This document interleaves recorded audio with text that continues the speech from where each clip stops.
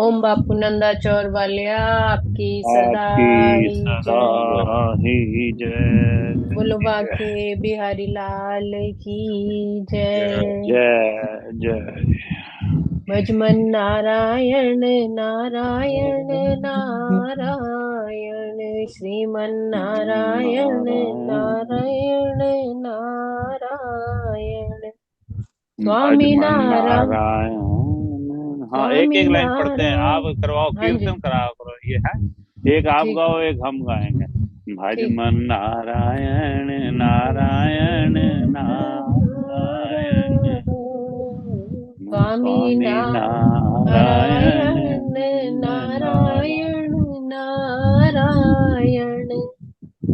स्वामी नारायण नारायण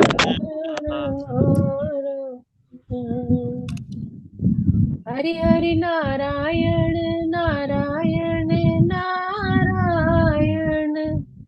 हरि हरि हरि हरि नारायण नारायण नारायण नारायण।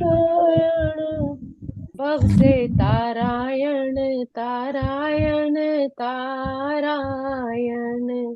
भव भव से से तारायण तारायण तारायण तारायण। श्रीमन्नारायण नारायण नारायण। श्रीमन्नारायण नारायण नारायण। नारायण। ओम श्री परमात्मने नमः। वसुदेव सुतं देवं कंस चाणूरमर्दनं देवकी परमानन्दं कृष्णं वन्दे जगद्गुरुं। कृष्णं वन्दे जगद्गुरुम्। गुरु ओम श्री परमात्मने नमः। श्रीमद्भगवद गीता अथ तृतीयोऽध्यायः। हाँ जी। बापू जी की प्यारी संगत जी, हमने तीसरा अध्याय श्रवण किया था, जिसके श्लोक 1, 2, 3 और 4 हमने श्रवण किए। थोड़ा सा सारांश। अर्जुन कहते हैं कि हे कृष्ण, हे माधव, आपकी बातें तो मेरी बुद्धि को और भी मोहित करती जाती हैं। कृपया करके कुछ ऐसा मार्ग बताइए जो मेरे लिए श्रेयस्कर हो और जिस पर मैं आसानी से चल सकूं, क्योंकि आपकी ये गूढ़ बातें एक और ज्ञान का उपदेश देती हैं तो दूसरी ओर कर्तव्य क्या। तो फिर भगवान कहते हैं कि हे अर्जुन, इसमें मोहित होने वाली कोई बात नहीं। कुछ इसे इस सृष्टि में दो प्रकार के पुरुष हैं। कुछ इसे ज्ञान योग द्वारा समझने का प्रयत्न करते हैं, अर्थात संन्यास द्वारा परमात्मा का चिंतन मनन करके, जिसको सांख्य योग कहा है। और दूसरा, जिसमें भक्ति में सेवा के द्वारा उस परम पिता को प्राप्त किया जा सकता है, अर्थात अपने अच्छे कर्मों के द्वारा। और जहाँ बुद्धि और मन का जुड़ाव होगा, तभी कर्म योग होगा। तो कर्म से, भगवान आगे बताते हैं कि ना तो कर्म से विमुख होकर कोई कर्म फल से छुटकारा पा सकता है, और ना केवल संन्यास के द्वारा, क्योंकि दोनों ही कार्य के लिए हृदय की शुद्धि होना बहुत आवश्यक है। अगर कोई संन्यास भी ले लेता है किंतु उसकी हृदय की शुद्धि नहीं, तो ऐसे वो मोक्ष को प्राप्त नहीं कर सकता। और कोई अगर सिर्फ भक्ति सेवा ही करता रहे, भगवत सेवा में लगा रहे, और उसकी ऐसी स्थिति बन जाए नैष्कर्म्यम, अर्थात कर्म बंधनों से मुक्ति ही मिल जाए भगवत सेवा में, जहां उसको कुछ भी पाना शेष नहीं रहता, तब भी वह मोक्ष को प्राप्त कर लेता है। अब आगे के श्लोक। नहीं कश्चित् क्षणमपि जातु तिष्ठित्य कर्म कृत् कार्यत हि अवशः कर्म सर्व प्रकृतिर्जैर्गुणे है। भगवान आगे कहते हैं कि प्रत्येक व्यक्ति को प्रकृति से अर्जित गुणों के अनुसार विवश होकर कर्म करना ही पड़ता है। अतः कोई भी एक क्षण के लिए भी बिना कर्म किए नहीं रह सकता। भगवान देखिए यहाँ बता रहे हैं कि कर्मों के बिना तो कहीं मुक्ति है ही नहीं। हमेशा कर्म आपको करना ही पड़ेगा। कोई भी मनुष्य किसी भी क्षण कर्म किए बिना नहीं रह सकता। वह अपने गुणों और स्वभाव के अनुसार कर्म करता रहता है। जिस तरह एक चलायमान रथ पर बैठा कोई व्यक्ति निश्चल होकर भी रथ की स्वयं की गति के फलस्वरूप गतिशील रहता है, उसी प्रकार मैं कुछ नहीं कर रहा हूँ कहने वाला भी कुछ कुछ कर्म करता ही रहता है। मतलब जैसे कोई रथ में बैठा है, वो व्यक्ति कुछ नहीं कर रहा है, रथ चल रहा है, तो वो इसलिए वो स्वयं की गति के फलस्वरूप गतिशील है। हाँ और हाँ। जो ये कहता है कि मैं कोई भी कार्य नहीं कर रहा हूं, फिर भी वो कर्म कुछ ना कुछ कर रहा है। आत्मा का यह स्वभाव है कि वो सदैव ही सक्रिय रहती है। आत्मा की अनुपस्थिति में भौतिक शरीर हिल भी नहीं सकता। यह शरीर मृत वाहन के समान है, जो आत्मा द्वारा चालित होता है, क्योंकि आत्मा सदैव गतिशील सक्रिय है और वो एक क्षण के लिए भी नहीं रुकती। अतः इस आत्मा को कृष्ण भावनामृत के सत्कर्मों में प्रवृत्त रखना चाहिए। मतलब जो हमारी आत्मा है वो हमेशा सक्रिय रहती है, तो इसलिए उस आत्मा को उस परमात्मा के सत्कर्मों में ही हमें लगाना चाहिए। कहने का भाव है कि यदि कोई परमेश्वर को अंगीकार कर लेता है, मतलब अपने परमात्मा को, अपने इष्ट को, अपने गुरु को, अपने परम पिता परमेश्वर को अंगीकार कर लेता है, अपने अंतर मन में उसको बिठा लेता है, तो भले ही ठीक से भक्ति ना करे और चाहे वह पतित भी हो जाए, तो भी इसमें उसकी हानि या बुराई नहीं होगी। जब हम परमात्मा को मान लेते कि हे प्रभु, आप हमारे अंग संग सहाय ही रहना, तो भगवान कहते हैं कि फिर उसे चाहे ठीक से भक्ति भी ना वो कर पाए, चाहे उससे कोई गलती भी हो जाए या उसमें कोई बुराई भी हो, तब भी भगवान उसे क्षमा कर लेते हैं, क्योंकि वो हर काम अपने परमात्मा को अंग संग सहाय रख के करता है। किंतु यदि वह शास्त्रानुमोदित सारे कार्य करे और कृष्ण भावना भावित न हो, तो ये सारे कार्य उसके किस लाभ के। मतलब बहुत उसने वेद पुराण शास्त्र पढ़े हैं, लेकिन परमात्मा के अंदर उसकी भक्ति नहीं, उसका विश्वास ही नहीं है, तो भगवान कह रहे हैं कि उसके ये सारे कार्य फिर व्यर्थ के हैं, उससे कोई लाभ नहीं है। जैसे बड़े बड़े कथावाचक होते हैं, बड़ी बड़ी बातें करते हैं, लेकिन अगर वो अपने निजी जीवन में उस चीज को नहीं अपनाते, तो भगवान कहते हैं ऐसे लोग परमात्मा के उस परम पिता परमेश्वर के प्रिय नहीं है। अतः कृष्ण भावनामृत के इस स्तर तक पहुंचने के लिए शुद्धिकरण की प्रक्रिया आवश्यक है। अपने तन मन को शुद्ध करना, भगवान कहते हैं, सबसे ज्यादा जरूरी है। अगर आप परमात्मा का सिमरन करते हैं, तो अपने शुद्ध मन से करें।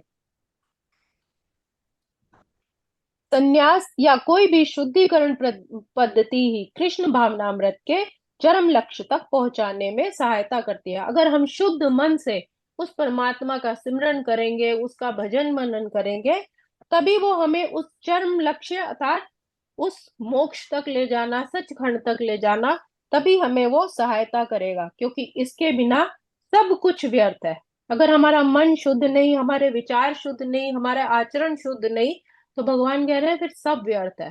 फिर आप यही जन्म मरण के चक्रों में फंस के रह जाओगे।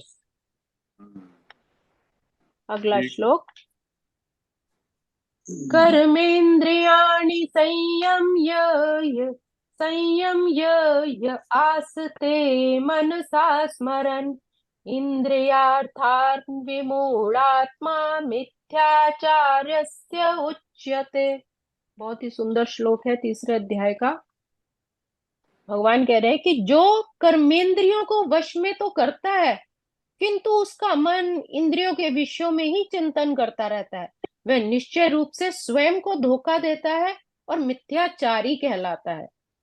मतलब इसको एक छोटे से उदाहरण से समझते हैं कि अगर कोई किसी के घर गेस्ट गया है और उसके सामने कोई अच्छा भोजन परोस दिया, लेकिन वो सबको ये कहता है कि नहीं, मैंने ये चीज छोड़ दी है, मैं नहीं लूंगा, वो ग्रहण नहीं करता उस वक्त, लेकिन फिर वो घर आके यही सोचता रहता है कि काश मैं वो चीज खा लेता, कितनी अच्छी चीज थी, मैंने क्यों मना कर दी। मतलब उसने तो अपनी इंद्रियों पर उसने वश दिखा दिया कि मैंने वश किया हुआ है, हाँ जी, दुनिया को दिखाने के लिए कि मैं नहीं ले रहा हूं, लेकिन घर जाके मन ही मन उसको वो चीजें चिंतन हो रही है। तो भगवान कह रहे हैं कि निश्चित रूप से वो अपने आप को धोखा दे रहा है। ऐसे लोग मिथ्याचारी कहलाते हैं। ऐसे अनेक मिथ्याचारी व्यक्ति होते हैं जो कृष्ण भावनामृत के कार्य तो नहीं करते, किंतु ध्यान का दिखावा करते हैं। बहुत कि हम बड़ी साधना करते हैं, हम बहुत सेवा करते हैं, हम परमात्मा का बहुत भजन सिमरन करते हैं, जबकि वास्तव में वे मन में इंद्रिय भोग का ही चिंतन करते रहते हैं कि मेरे पास कैसे धन हो जाए, मैं ये चीज कैसे कर लूं, मेरे पास और बड़ा मेरा घर हो जाए, गाड़ी हो जाए। उनका ध्यान में कोई, सिर्फ ध्यान जो है उनका सिर्फ दिखावा ही रहता है। वे सबसे वे सबसे बड़े धूर्त हैं। देखो भगवान साक्षात गीता में कह रहे हैं कि जो सिर्फ ध्यान का दिखावा करते हैं वो सबसे बड़े धूर्त हैं। इंद्रिय सुख के लिए किसी भी आश्रम में रहकर कर्म किया जा सकता है, किंतु जो अपने को योगी बताते हुए इंद्रिय तृप्ति के विषयों की खोज में लगा रहता है वह सबसे बड़ा धूर्त है। दूसरों को दिखाने के लिए तो बहुत भलाई का काम कर रहा है, चिंतन कर रहा है, लेकिन उसका मन उन्हीं चीजों में लगा हुआ है, तो भगवान कहते हैं कि वो सबसे बड़ा धूर्त है। भले ही वह कभी कभी दर्शन का उपदेश क्यों ना दे दे, उसका ज्ञान व्यर्थ है, क्योंकि ऐसे पापी पुरुषों के ज्ञान से सारे फल भगवान की माया द्वारा हर लिए जाते हैं। मतलब जो है कि दूसरों को सिर्फ मूर्ख बनाते हैं कि मैं ये चमत्कार कर सकता हूँ, मैं वो चमत्कार कर सकता हूँ, और बड़े बड़े उपदेश देते हैं। ऐसे ढोंगी गुरु, ऐसे जो ढोंगी योगी होते हैं, भगवान ने उनके बहुत यहाँ पर कहा है कि वो बहुत बड़े धूर्त होते हैं।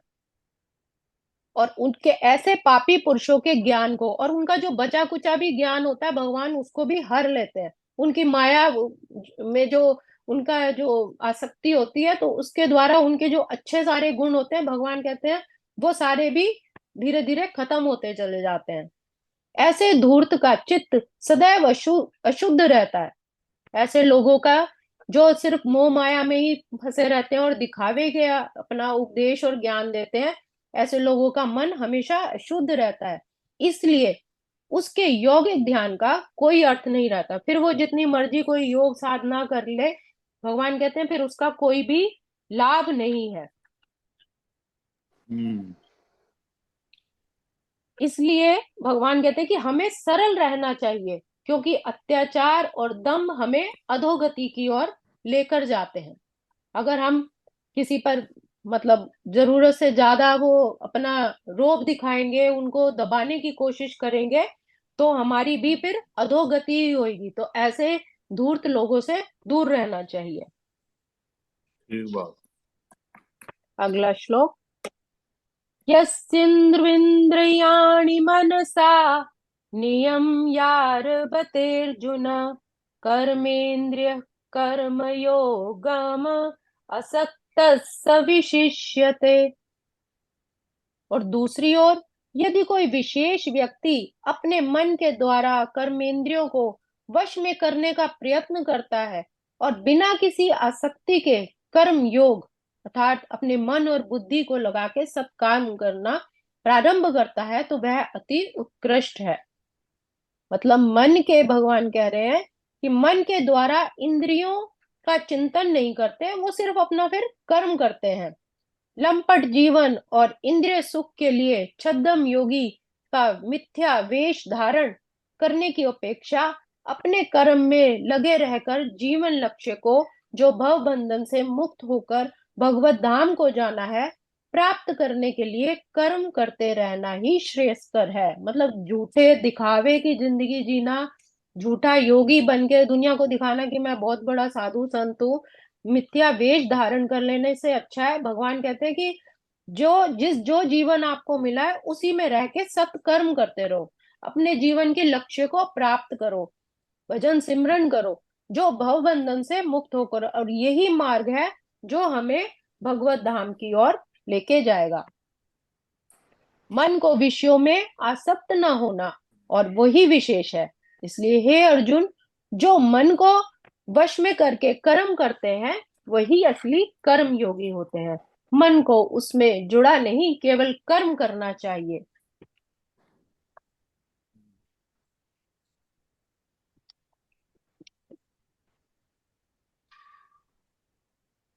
मन को प्रशिक्षित करके जो अपनी इंद्रियों एवं अपने कर्मों को नियंत्रित करता है, वही कर्म योगी कर्म करते हुए भी भव बंधन से मुक्त हो जाता है। ये भव सागर से मुक्त होने का भगवान क्या कह रहे हैं कि कर्म योगी बनना है, कर्मों को सत्कर्म करना है। जैसे दूसरे अध्याय में आया था, कर्म करना, कर्म से विमुख हो जाना, और एक कर्म को सत्कर्मों में बदल देना। अगला श्लोक। नियतं कुरु कर्म त्वं कर्म ज्यायो ह्य कर्मणः शरीर यात्रापि च तेन प्रसिद्ध्येद कर्मणः। हे अर्जुन, तुम अपना नियत कर्म करो, क्योंकि कर्म ना करने की अपेक्षा कर्म करना श्रेष्ठ है। कर्म के बिना तो शरीर भी निर्वाह नहीं हो सकता, अर्थात तुम्हें शस्त्र उठाकर युद्ध करना चाहिए, क्योंकि यही एक क्षत्रिय का धर्म है, कर्म है।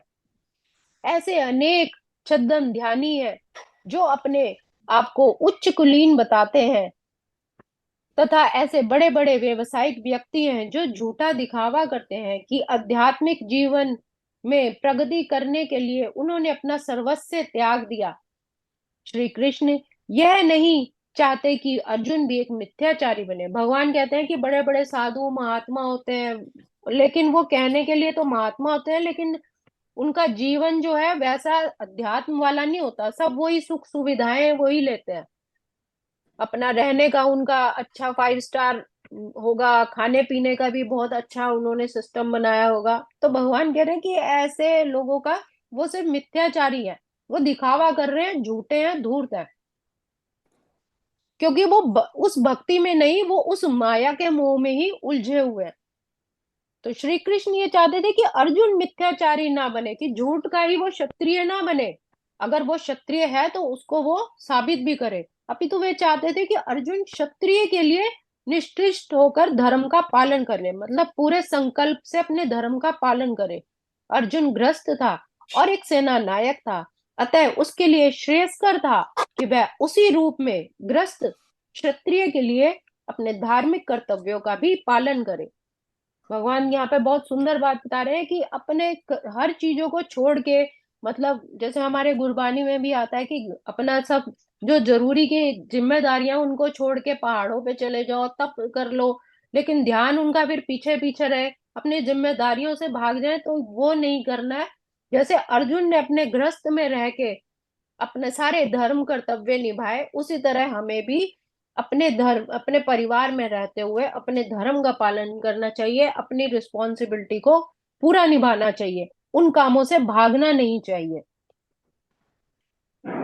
देह निर्वाह के लिए किए गए तथा कथित त्याग संन्यास का अनुमोदन ना तो भगवान करते हैं और न ही धर्मशास्त्र।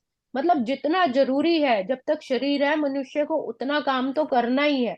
तो उसके बिना तो सन्यासी भी अगर है तो वो भी भिक्षा के द्वारा या कुछ अपने छोटी कोई झोपड़ी या कुछ बना के रहेगा, तो इतना तो उसके लिए भी आवश्यक है।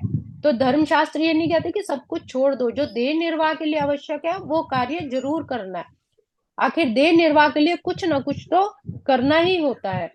इस जगत का प्रत्येक व्यक्ति निश्चित ही प्रकृति का पर प्रभुत्व जताने के लिए, इंद्रिय तृप्ति के लिए मलिन प्रवृत्ति से ग्रस्त है, कि अपना हक जमाने के लिए तो वो उसकी बुद्धि जो है मलिन होती ही है, क्योंकि वो माया से ग्रस्त है।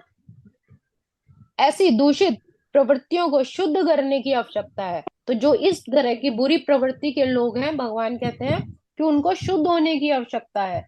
नियत कर्मों द्वारा ऐसा किए बिना मनुष्य को चाहिए कि तथाकथित अध्यात्मवादी योगी बनने तथा सारा काम छोड़कर अन्यों पर जीवित रहने का प्रयास ना करे। मतलब योगी तो बने, लेकिन अपने अध्यात्म के बल पर बने, ये नहीं कि सारा काम छोड़ दे और कुछ भी ना करे। अपनी मर्जी से आप कर्म नहीं चुन सकते।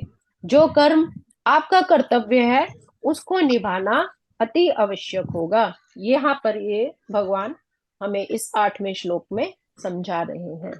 आज के श्लोकों को हम यही विराम देंगे। ओम श्री कृष्णार्पणमस्तु। हरे नमः, हरे नमः, हरे नमः। आज हमने श्लोक श्रवण किए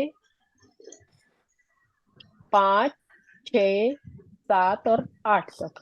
आगे के श्लोक कल से होंगे। भजन की 2 लाइनों के साथ समाप्ति करते हैं। हाँ जी। मन ये पुकारे आ दिल के सहारे, मन ये पुकारे आ दिल के सहारे, नैना हमारे तेरा रास्ता निहारे रे, हर पल बेचारे छुपा कहाँ हो, आजा रसिया ओ मुरली वाले, आजा तेरी याद सताए, मेरा ये भरोसा कहीं टूट न जाए, ओ मुरली वाले आजा तेरी याद सताए, मेरा ये भरोसा कहीं टूट न जाए, छुपा कहाँ हो, आजा छलिया ओ मुरली वाले, आजा तेरी याद सताए, मेरा ये भरोसा कहीं टूट न जाए। बोलो बाके बिहारी लाल की, बोलो सतगुरु महाराज की जय। वाह जी वाह, धन्यवाद सविता, धन्यवाद, बहुत सुंदर। हाँ जी। जय।